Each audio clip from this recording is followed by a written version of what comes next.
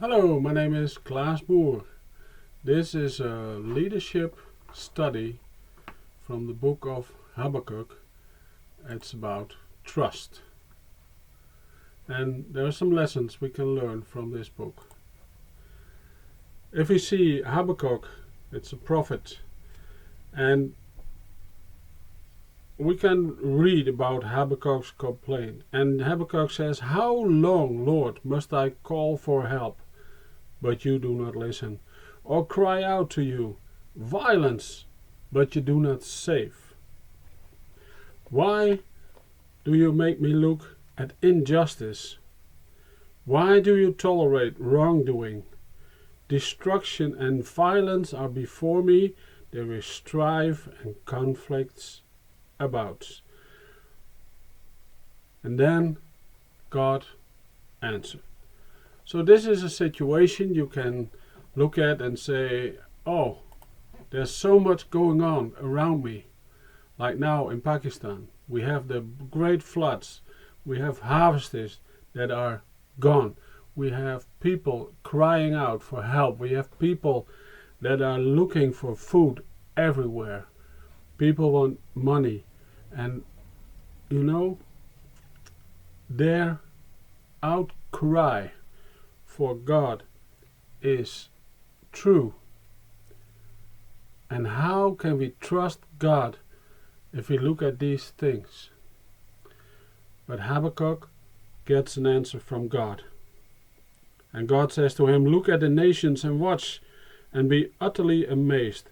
For I am going to do something in your days that you will not believe, even if you were told." So God is telling Habakkuk to wait and to trust.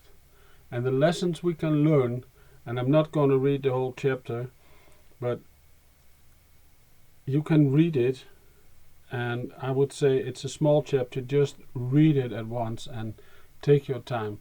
But the lessons we can learn is to follow God as a leader. He knows what's happening. He knows what's going to happen. Also, we can see in just this small piece that Habakkuk asked God detailed questions. Questions that are from the body, from the mind. Questions that are valid. Admit to God, you do not have the answers. He is the one who holds the answer. Also, if you're talking to God, wait for the answer. Trust the answer. Teach other leaders to trust the answers. It's all what you're going to read in these chapters. Habakkuk teaches the people around him to trust and wait. Also, if the circumstances are not that great, or so difficult that you think you're going to choke, that you think you're going to drown, that you think you don't have food for tomorrow, rejoice in God, not looking at the circumstances, knowing God is in control.